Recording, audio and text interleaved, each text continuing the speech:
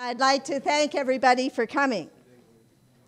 My name's Mariana Harris, and I'm a minister of the United Church of Canada, and I'm also co-chair of the United Network for Justice and Peace in Palestine and Israel. And I would like to acknowledge that we're meeting tonight on unceded Coast Salish territory. I'd also like to acknowledge the groups who are supporting this event, and they are the Boycott Israel Apartheid Campaign, Building Bridges Vancouver, Gaza's Ark, Independent Jewish Voices, the Seriously Free Speech Committee, and the United Network for Justice and Peace in Palestine and Israel. So each of these groups has their own way of working on ending the occupation and bringing the issue of human rights for Palestinians to the attention of Canadians. And I think each of these groups would welcome new members if you're interested in getting involved. I met Dr. Qumsiyeh in Bethlehem in November last year. And I am very impressed by the work that he does and the spirit with which he does that work. He had been teaching in the U.S., living in the U.S. and teaching at Yale, and he chose to leave that life and return to Palestine to work at his profession there and to be involved in the work for human rights for Palestinians. In his last email post, he said, "I continue to be optimistic." And he signs his emails with, "Stay human." So he is a role model for me for committed activism and sumud, steadfastness. On Saturday, some of us in this room had the privilege of hearing the story of Albie Sachs, a man who joined the work of the ANC at 17 years of age. Tonight, I believe we have an equally wonderful opportunity as we hear from Dr. Qumsiyeh. Thank you.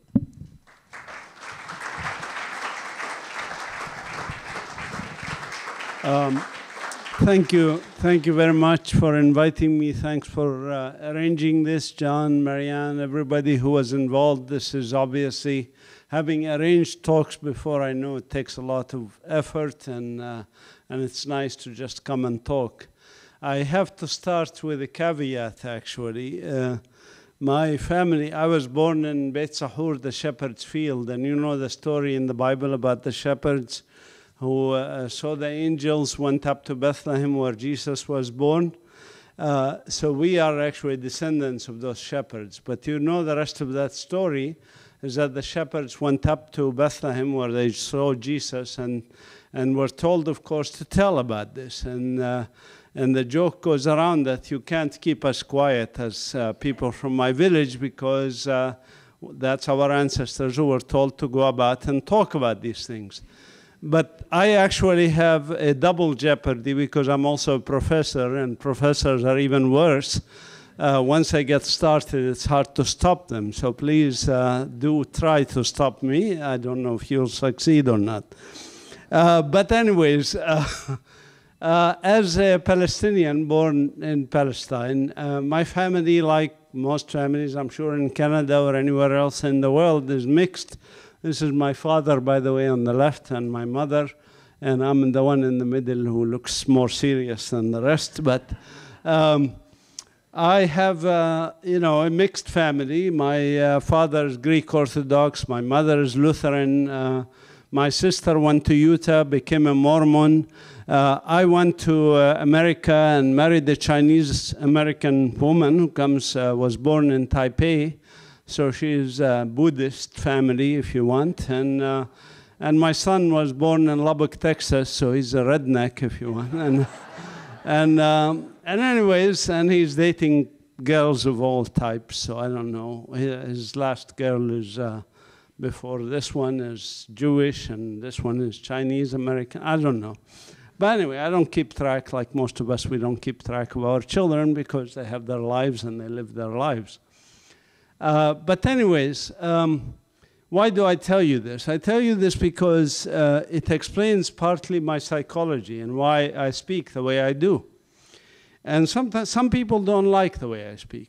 And I'm talking about people who are Palestinian even, and American and Israeli, and I managed to make a lot of people angry with me, and and that's also okay, because I say what's on my mind. I am not inhibited. Again, because of this heritage that we have to talk. So the story I want to tell you is basically a story you may or may not have heard. Some of you I know the story because you have been to Palestine, you have seen it for yourself. And actually, come to think of it, that's the best way. You know, the best way is not to listen to me or anybody else. The best way is to just come and see for yourself. Just go and see. And a lot of people who do that, they become hooked and they come again and again and again, sort of like John and other people in this room who came several times. The reason for that is the story is a fairly compelling story. It is a story that captures the imagination of the world, and it has become, I think, for our generation, it's a rallying cry for humanity in the same way that in the 1980s, the South African story of apartheid and anti-apartheid struggle was a rallying cry for a lot of the world. And I was involved in that struggle. I was a student at the University of Connecticut in the US. And at the time, you know, South Africa was the story, was the case to rally around. So everywhere in the world, you saw signs that says, "Free South Africa," you know, "Boycott apartheid." And I think the same thing is happening with Palestine. Last year alone, I was in 3 places in South Africa itself, in Japan, and in, what else? Of course, this trip, and Belgium. So I was on all these continents, basically 3 continents, and India. And I was in India also. In all these places, you know, the people who invited me, but not just the people who invited me, people in the streets, when I mentioned Palestine, they all knew about Palestine. This was not the case 30 years ago. When I first came to the United States in 1979, if I mentioned the word Palestine, they would say, "Pakistan?" I say, no, Palestine. They say, "What's that? There is no such thing as Palestine." And if I mentioned Palestinian, maybe some of them, a small fraction, connected Palestinian to terrorism and said, "You must be the one who is a terrorist." This is the expression that existed in 1979 in the US when I first came and became involved, of course, in speaking out.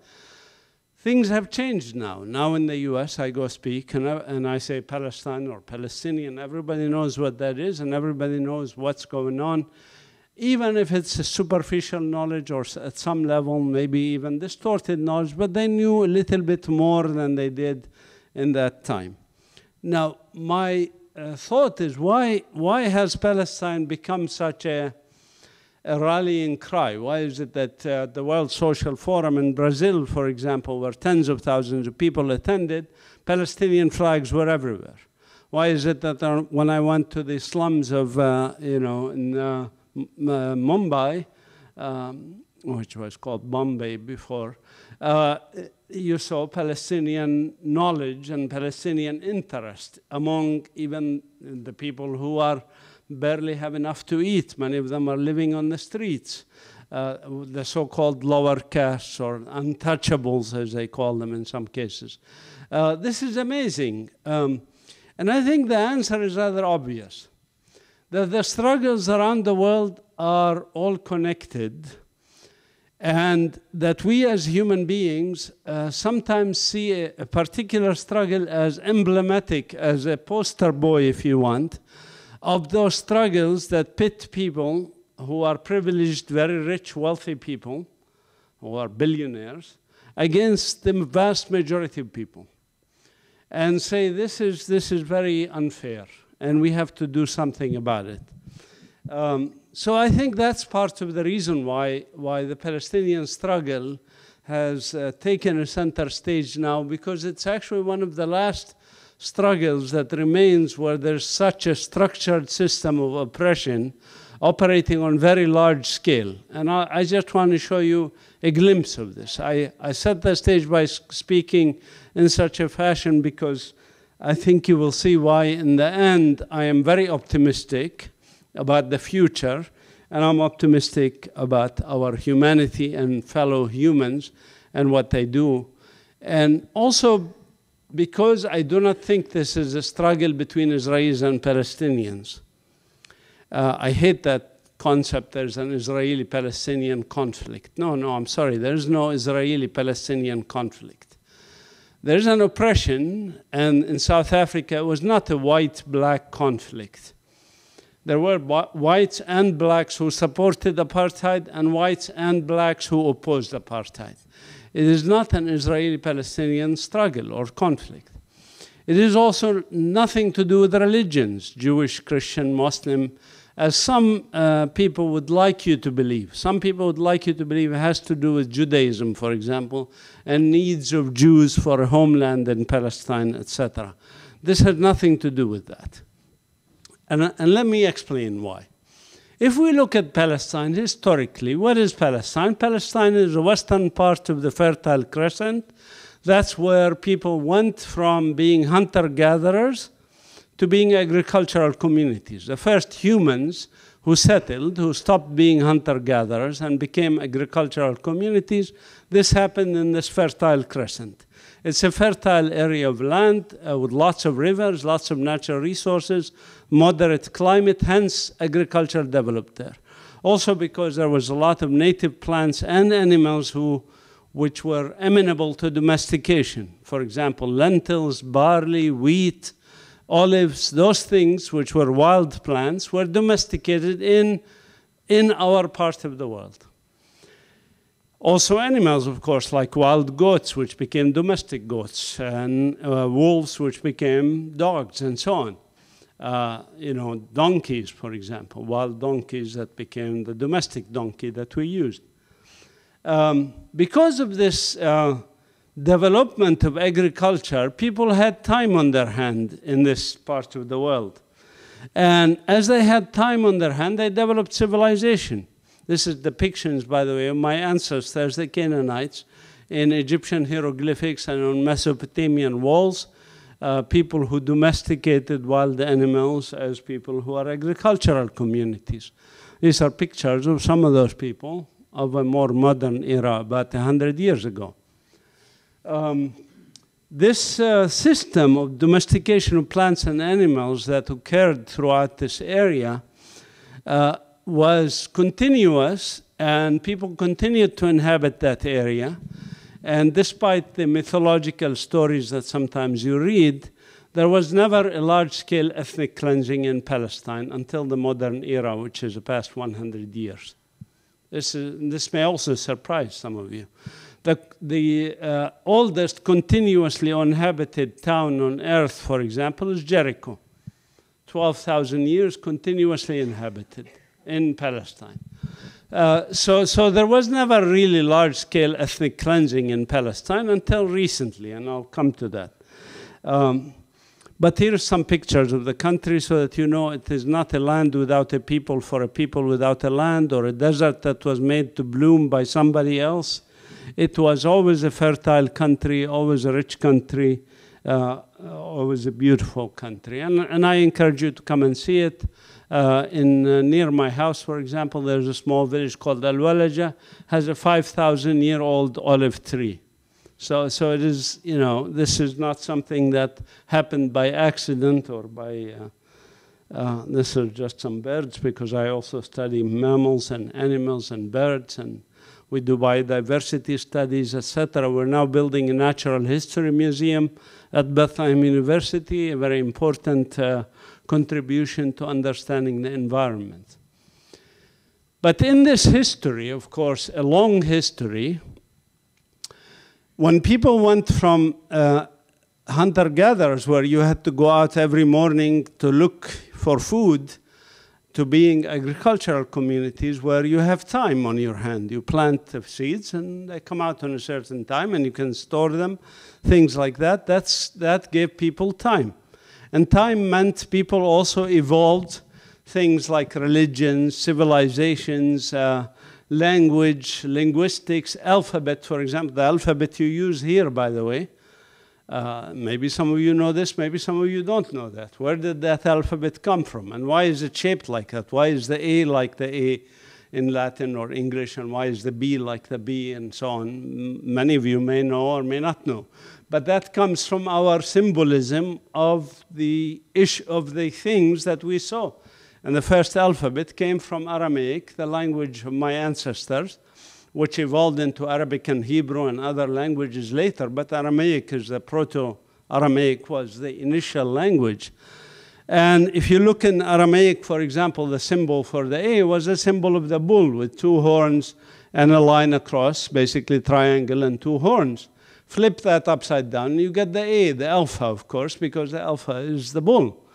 And the B, why is the B shaped the way it is in English? Is because it comes from Beit, which is Aramaic and Arabic for house, also Hebrew for house. And the B was a house, a line with this half circle on it. You flip it sideways and you get the English B or the Latin B and so on. And you can get the rest of the alphabet that way. So that is the origin of civilization, if you want. And of course, people also evolved religions, pagan religions, and then of course the monotheistic religions, which started out with things like Zoroastrian, and then of course the Mosaic law, which in the 3rd century became known as Judaism, 3rd century AD, by the way, became known as Judaism. The Mosaic law is the religion of the people there, which is the law of Moses and Abraham and Isaac and all these people that we consider as prophets. By the way, Muslims, Christians, and Jews consider them as prophets.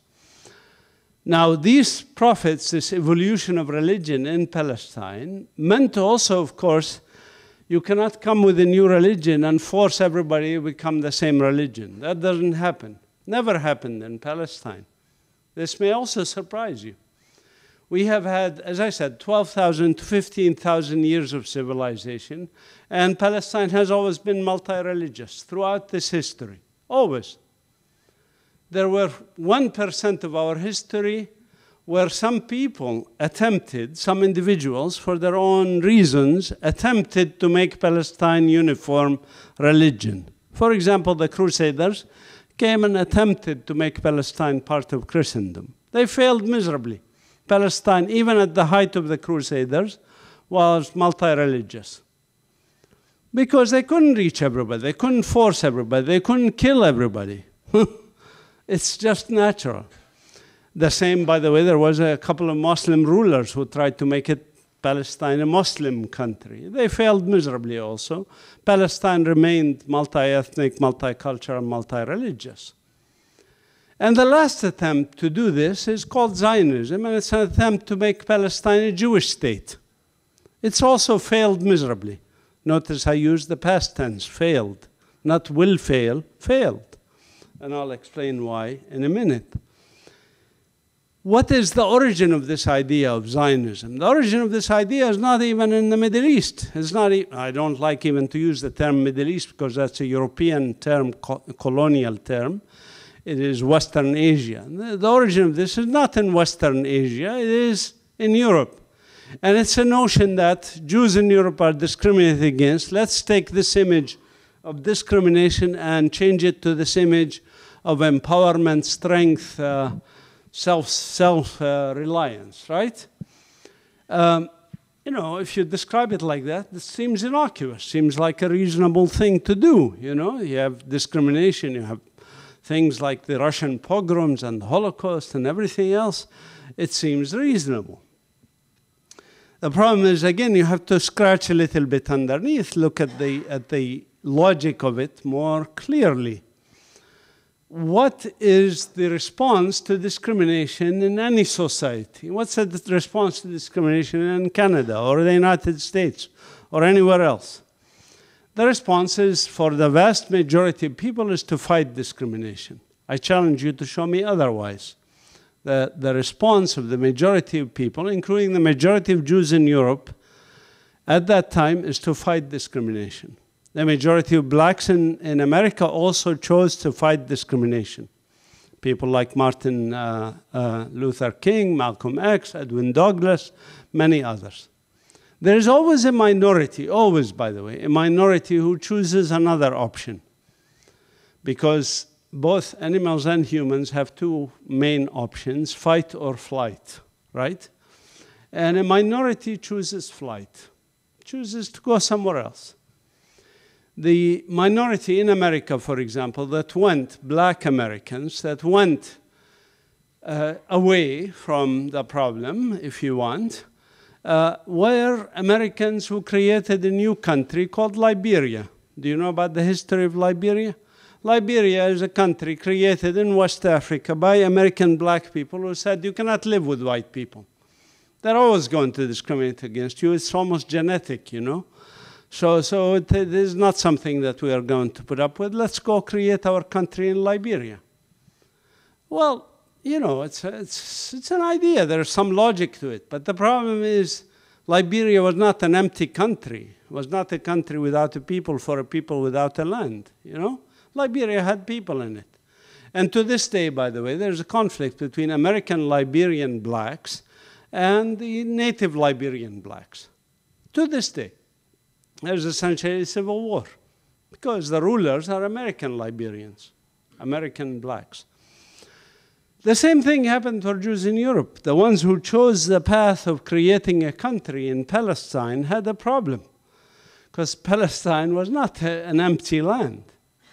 When they sent two rabbis in the late 19th century to look it over for the Zionist project, the two rabbis, before they submitted their full report, they sent a telegram back to Vienna. This is late 19th century. The telegram simply said, "The bride is beautiful, but she is married to another man." It's a wonderful country for a Jewish state, but there are people here. What are we going to do with these people?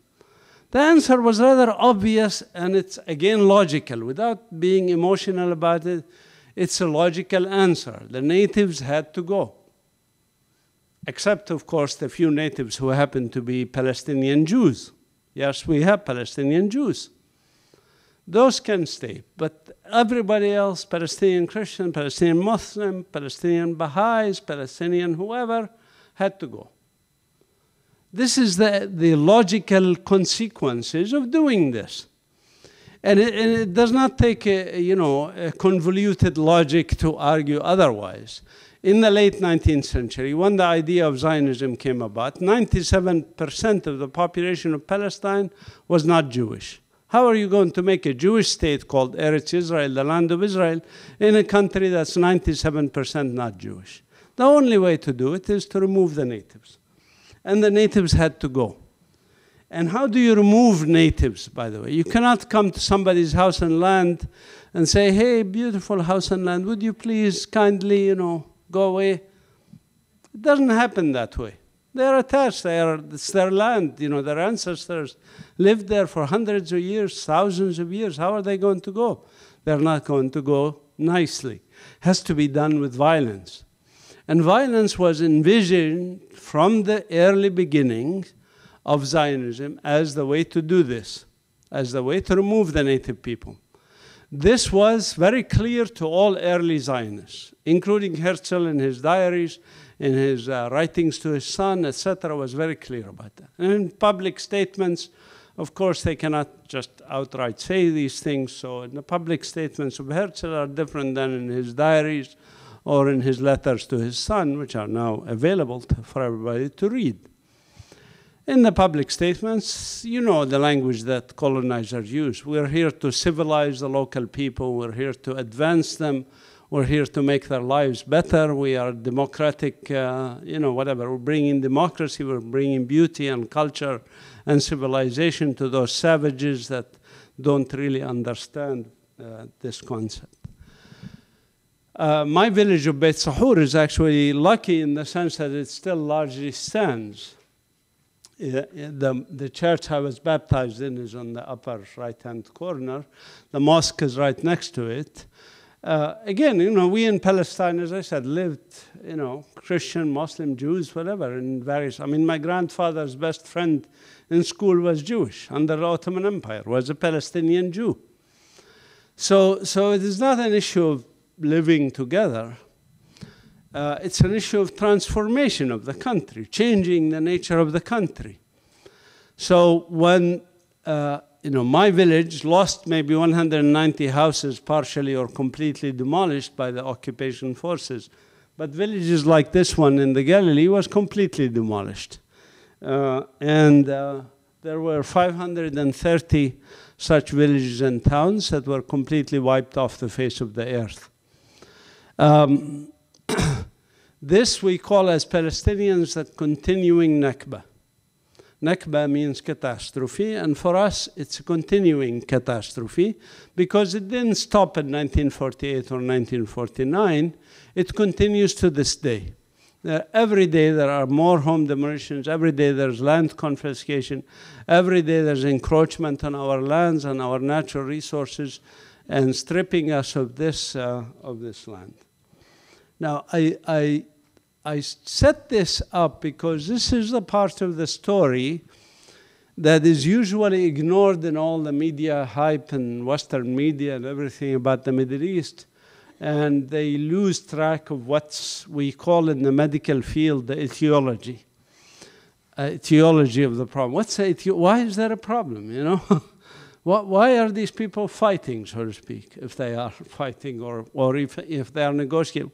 What are they negotiating about? What is the problem, And I think it's important to understand this etiology because that's the essence of the problem. Palestinians were literally loaded onto trucks or forced to march, like the March of Tears of Native Americans in what's now the United States, or even loaded onto boats, sent into the sea, as you see in this picture in Jaffa in 1948, literally pushed to the sea, to end up in refugee camps. And today there are 12 million Palestinians in the world, and 7.4 million of us are refugees or displaced people. And that number rises every year, not just because of natural increase, which happens a lot because Palestinians seem to be very good at reproduction, not me, but other Palestinians. But also because there's more displaced people every day. Every day there's more and more displaced people. Now, Israel was not satisfied with being created on 78% of Palestine. In 1967, Israel occupied the remaining 22% of Palestine, which is the West Bank and Gaza. And this is the second stage. I say second stage, not final stage, because the Zionist project is not finished. If it had its way, it will continue. I can come to that if you want in the question and answer. I can explain. For example, by the way, there's no Zionist map of what Eretz Israel is. Eretz Israel, in a part of the Bible, it says from the Nile to the Euphrates, in a part of the Bible. And some early Zionists in the 19th century adopted that, from the Nile to the Euphrates. In 1919, the World Zionist Congress submitted a map to the Paris Peace Conference, and if you look at that map, it actually includes everything that you see in the picture on the left. It includes parts of Lebanon, parts of Syria, parts of Jordan, what's now Jordan, or the Hashemite Kingdom of Jordan, parts of Egypt, the Sinai Desert, half of it, and parts of Saudi Arabia, actually. This is the map that the Zionist Congress submitted to the Paris Peace Conference in 1919 as the envisioned map of the Jewish state. And since that map, I don't know of any other map that was available where Zionists can tell me, that the World Zionist Congress have adopted as a map. I challenge anybody to show me a World Zionist Congress or World Zionist organization that adopted a particular map. Now, there are factions within Israel that adopted certain maps. I showed you in the picture just a few minutes ago with one Zionist faction in 1920s, this map here. This was in 1920s from a small faction of the Zionist movement at the time. It includes Palestine and what's today is Jordan. So different factions may have come up with their own maps, so to speak, later, but the World Zionist umbrella organization has never deviated from the 1919 map that I know of. So when we think about this. When Israel occupied the West Bank and Gaza and proceeded to build settlements, like the picture on the right, the map on the right, shows the names of some major settlements in the West Bank. Not all of the settlements. There are over 250 settlements now in the West Bank. But these are the names of the major ones in the West Bank. There's actually over 650,000 Israeli Jews who are living on Palestinian lands in these Jewish-only colonies or Jewish-only settlements in the West Bank. This is what one of them looks like in 1997. This is the one closest to my home and the one that took some land from my relatives. This is what it looked like on the top in 1997 and what it looks like today at the bottom. These settlements, if we look around Bethlehem, for example, there are nearly 24 settlements and a couple of dozen what they call outposts, which are settlements in the making or small settlements. The outposts and the settlements in the Bethlehem district already control 87% of the district of Bethlehem. And we are reduced basically to develop only on 13% of the district of Bethlehem. And of course, their settlements and so forth are on the best lands of the West Bank. By the way, that's the reason they built these settlements where they are. So when some people say, well, Israel can withdraw from most of the West Bank, leaving, by annexing the major settlement blocks that house some 80 to 85% of the settlers.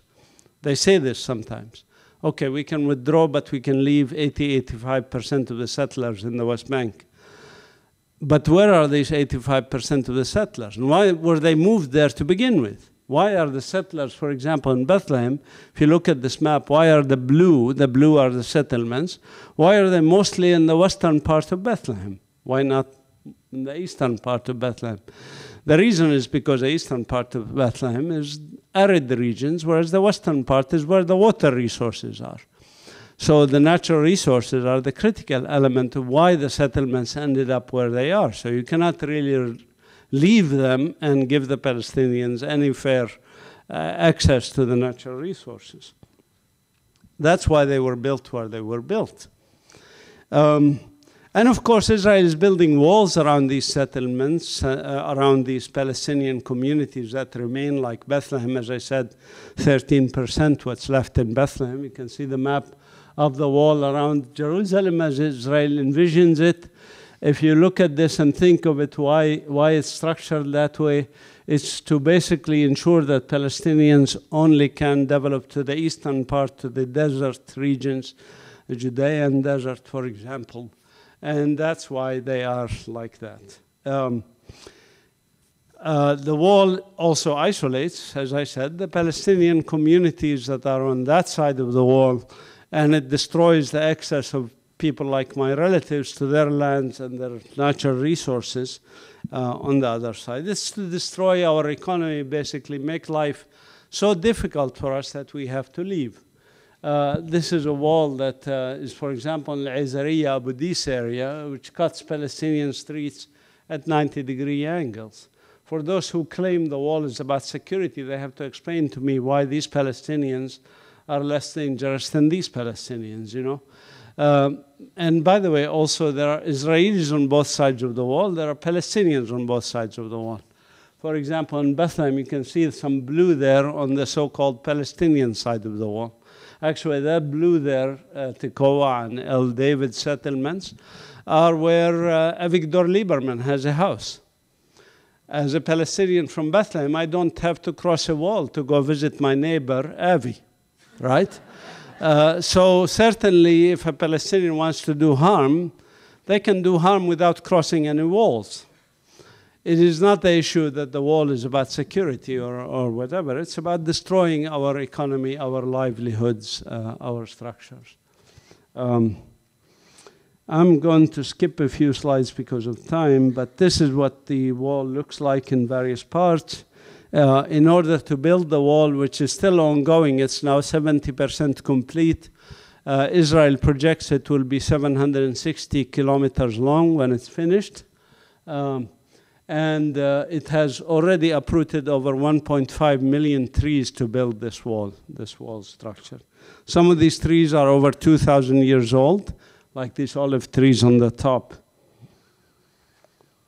And Israel is doing, in this continuing Nakba that I explained about, Israel continues to demolish Palestinian homes even as we speak. Even last week, Israel destroyed Palestinian homes in the Jordan Valley, for example.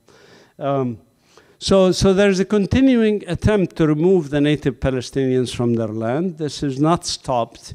There's a village, for example, in the Negev.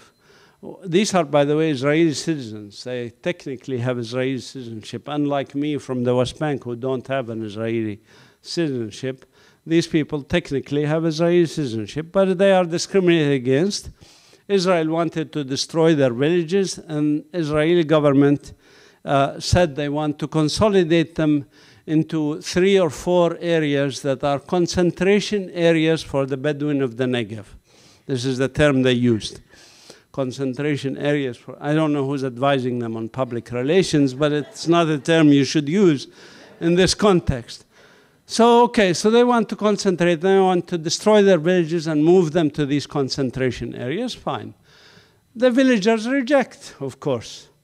So they continue to exist. So Israel comes and demolishes their homes, and they do it again and again. This particular village called Al-Araqib should go in the Guinness Book of World Records because it's 66 times that the Israeli authorities demolished the town, and the villagers, the Bedouins of the Negev, continue to rebuild their places there.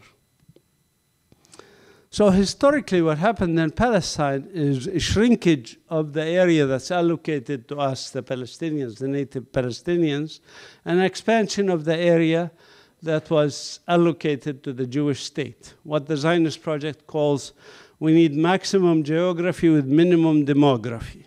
Maximum geography for a Jewish state with the minimum number of Palestinians who come with this state. By the way, this map, how did it come about? You've seen it probably on some cards and other places. This came to me and my son when we saw this map.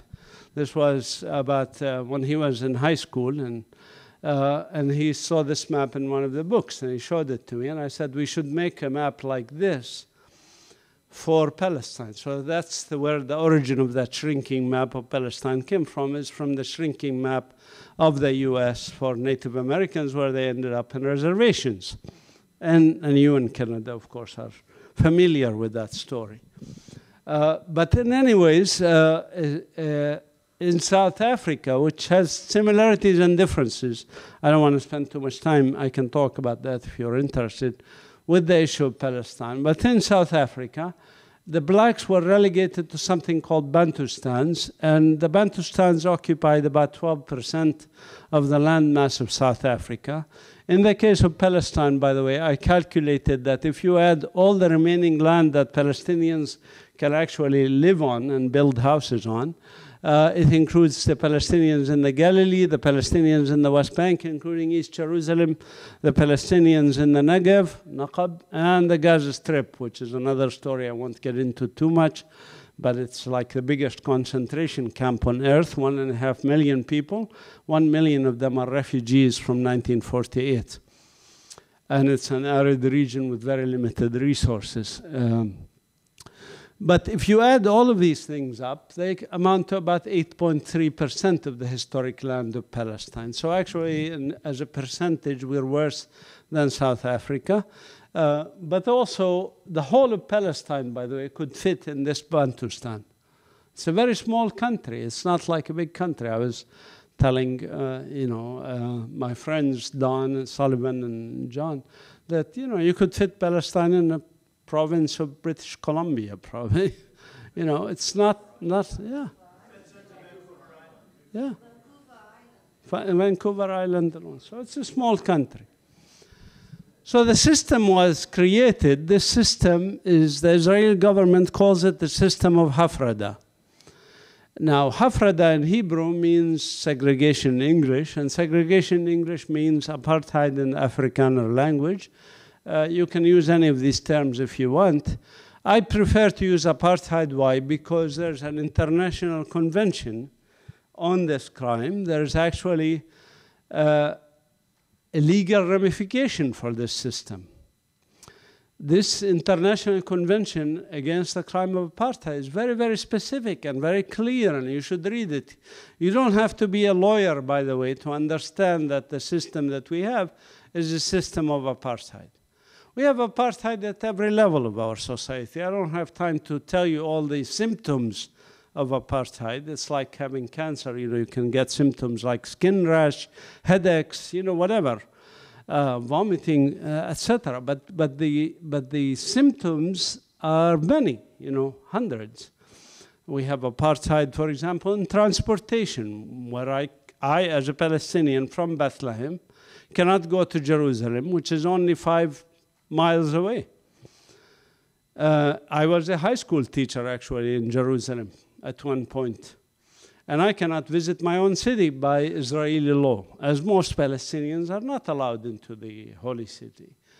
I cannot even enter Jerusalem with my American passport, believe it or not. I'm a US citizen, but I'm not allowed to enter Jerusalem with my American passport. Why? Because I'm Palestinian. Whereas an American Jew, for example, or a Canadian Jew who has never set foot in the country before, or who even somebody who converts to Judaism in America or Canada, can not only go to Jerusalem, but they can land in Tel Aviv, drive to Jerusalem in half an hour, 45 minutes, can get automatic citizenship upon entry, by the way. Upon entry, they can get automatic citizenship, and they can be moved directly by the Ministry of Absorption, as it's called, directly into an Israeli settlement in East Jerusalem or Bethlehem or anywhere else. And they can get free, subsidies for their land, for the houses that Israel subsidizes these settlements, and can also move freely around. They can go through Jerusalem to Bethlehem, to Ramallah, to wherever they want to. Why? Because they are Jewish, and I'm not Jewish. This is the nature of the system that exists in Palestine today. And there is apartheid, for example, on the issue of water. If you look here, for example, how much Israelis use of water, how much Palestinians use of water. We actually have to use less water than what the World Health Organization recommends. And not only that, I have to pay the Israeli company Mekorot, which is a monopoly essentially, for my own water, from my own land. They take it because we're not allowed to drill wells, they are. So they drill, they get the water, they sell it back to us. This is the nature of the system that exists here. This picture, I think, summarizes the problem in a sense, which is that the Palestinian woman, Ghada Karmi, she wrote a book, by the way, titled Married to Another Man, after that story that I told you. But she told me she kind of regrets the title because people think it's about infidelity, and they look through it and they are disappointed and they don't buy it.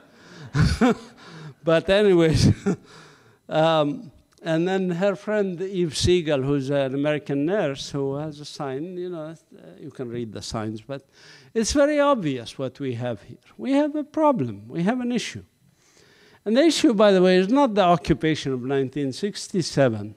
It is not the issue that the Palestinians need to raise their own flag with certain colors different from the Israeli flag.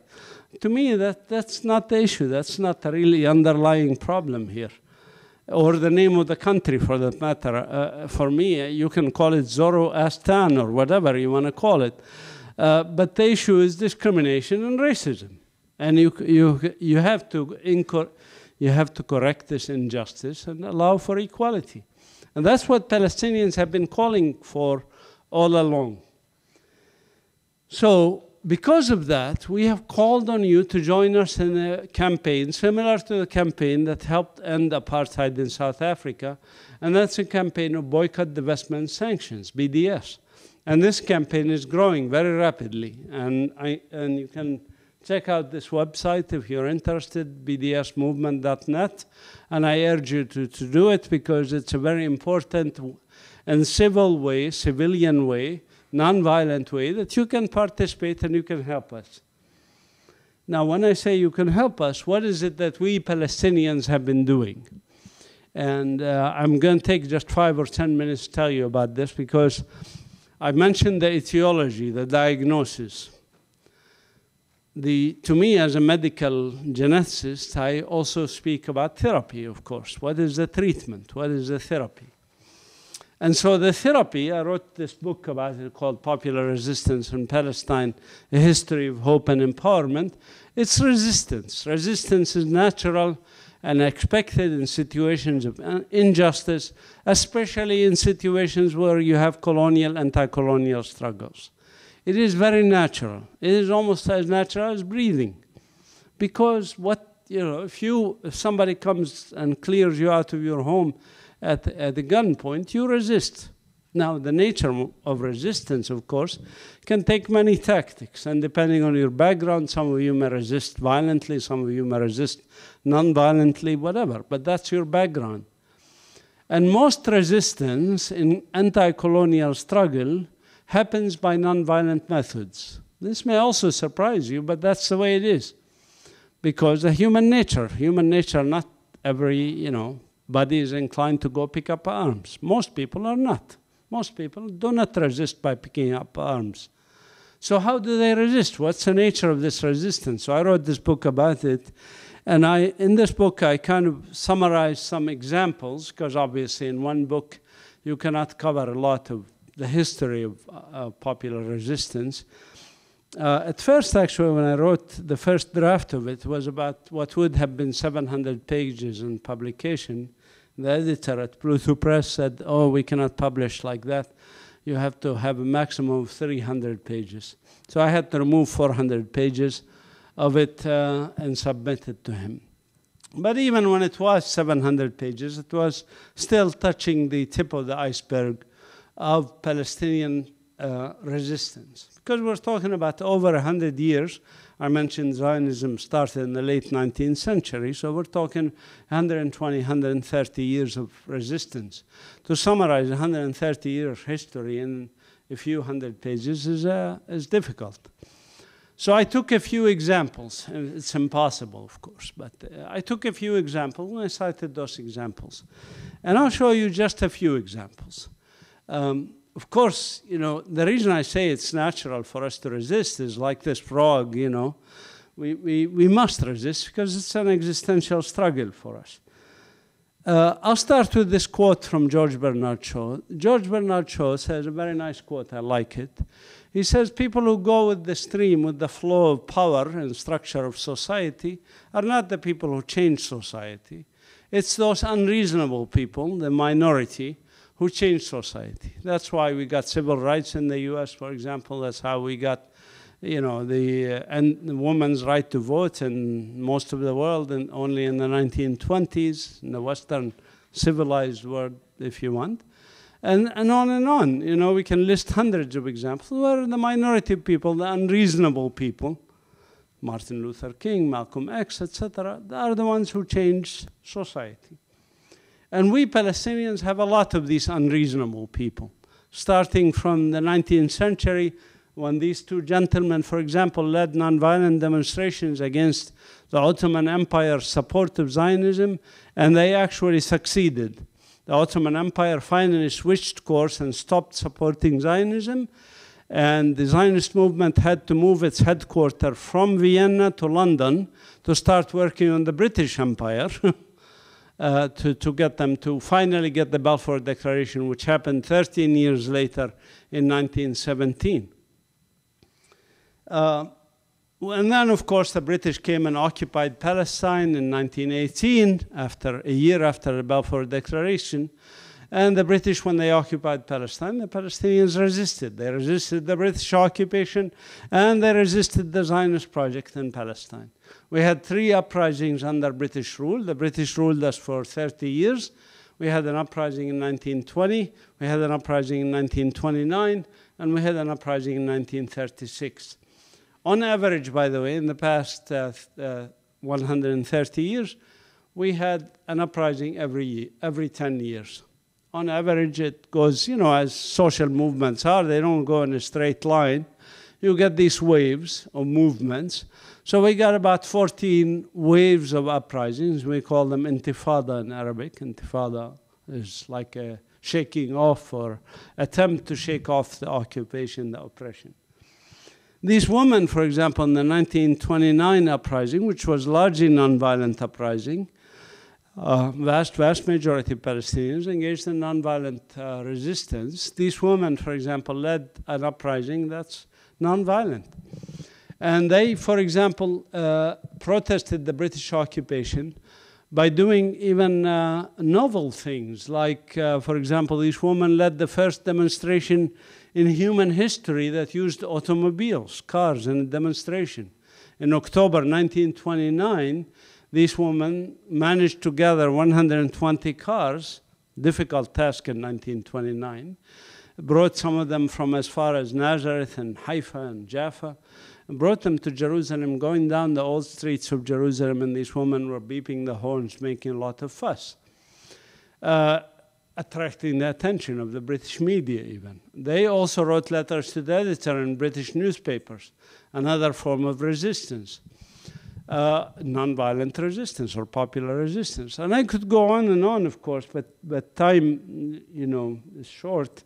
I just cite a couple of examples. But by the way, the woman who's in the white hat there on the left, her name is Matia Al-Mughannam. She wrote a book called The Arab Woman and the Palestine Problem, published in 1937. It's the first and still the Bible of Palestinian feminist movements, if you want.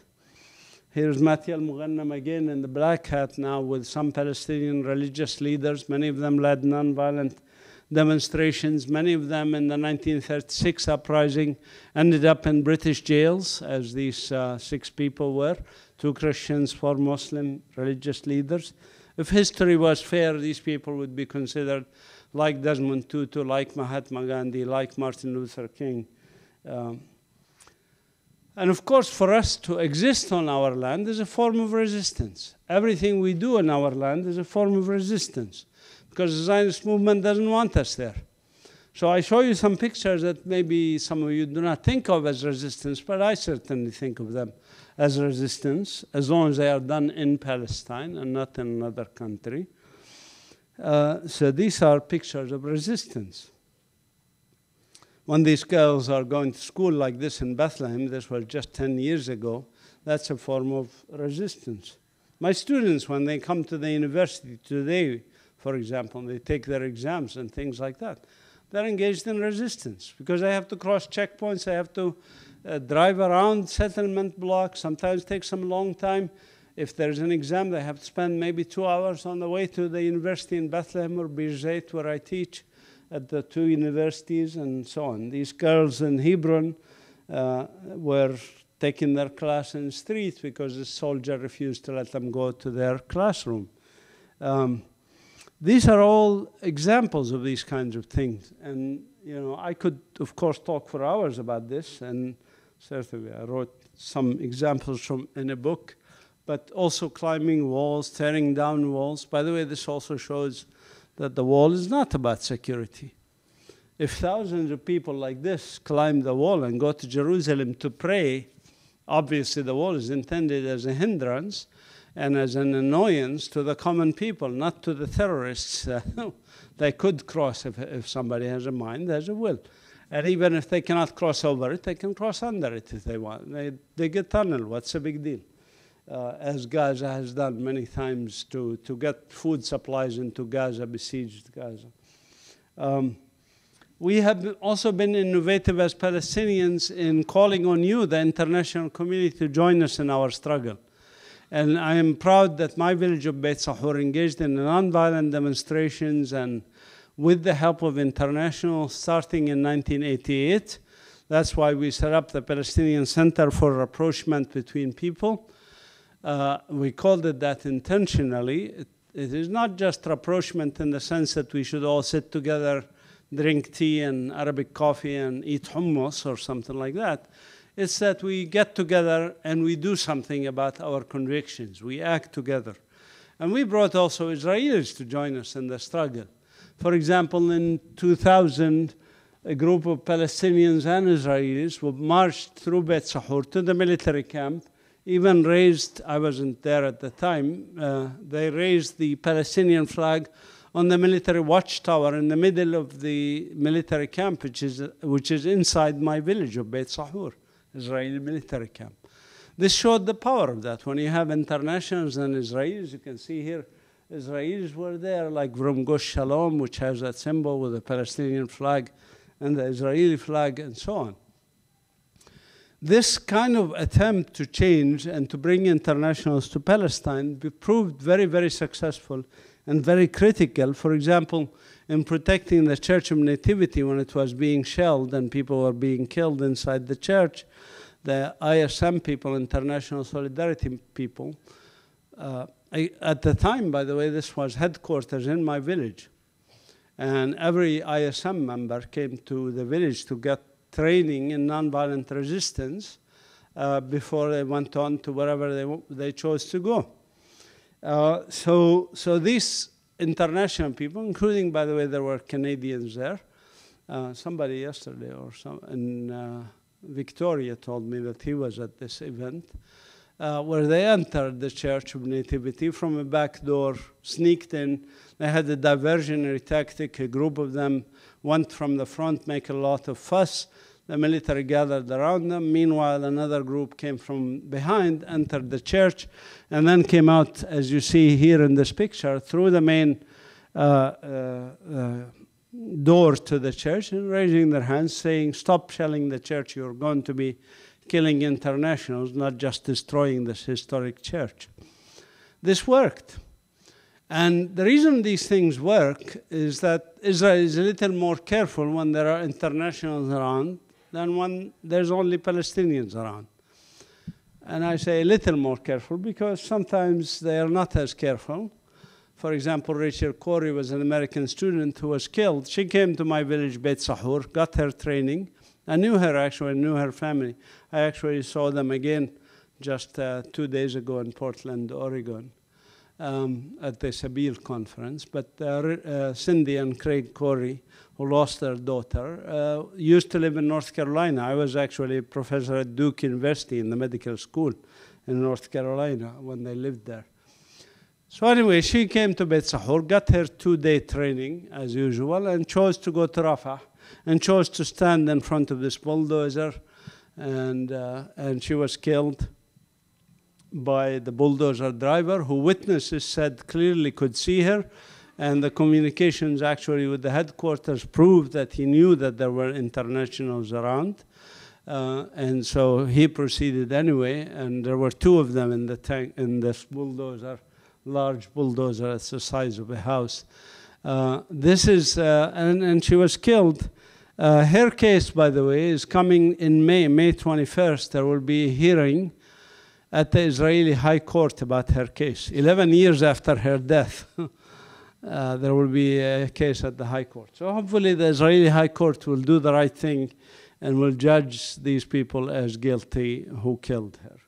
But if not, then at least we've exhausted the in-state events, and we can go on to International Court of Justice and things like that.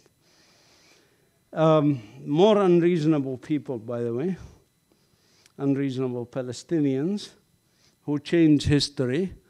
I show these pictures, by the way. This is one, for example, a school in Gaza was shelled with white phosphorus just 4 years ago, 5 years ago. Well, it was shelled with white phosphorus. You can look at this and say, this is horrific, this is terrible. Banned weapons in civilian areas, this is United Nations schools. Israel shelled it. You can focus on the negative. I choose to focus on the positive. And the positive is that these guys who are running here, and we should always think about these guys and ladies and everybody who's living there, not just these politicians, whether Palestinians or Israeli, by the way. They both don't like me anyway. But anyways, we should focus on the people, because what did these people do? They went the next day. Of course, they buried their dead and they treated their wounded, but they repainted the school and reused the school. This is what we call in Arabic sumud. Sumud is persistence, resilience, being on your land day in and day out despite difficult circumstances, to say the least.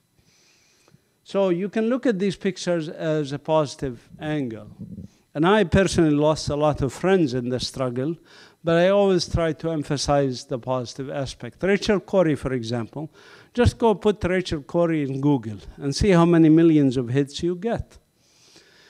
Rachel Corrie made a huge impact on our society and our culture and what we are doing and how we are doing it. And if the Israelis were thinking that by killing a couple of internationals, they're going to scare the internationals into not coming to Palestine, they miscalculated big time, because the number of people who started coming to Palestine after Rachel Corrie was killed increased exponentially. Tens of thousands of internationals have since come.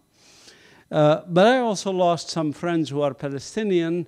This is my friend Basim Abu Rahma from Bil'in, who was shot with a tear gas canister that crushed his heart and killed him on the spot. I went to his funeral and paying condolences to his family. I know his family from before.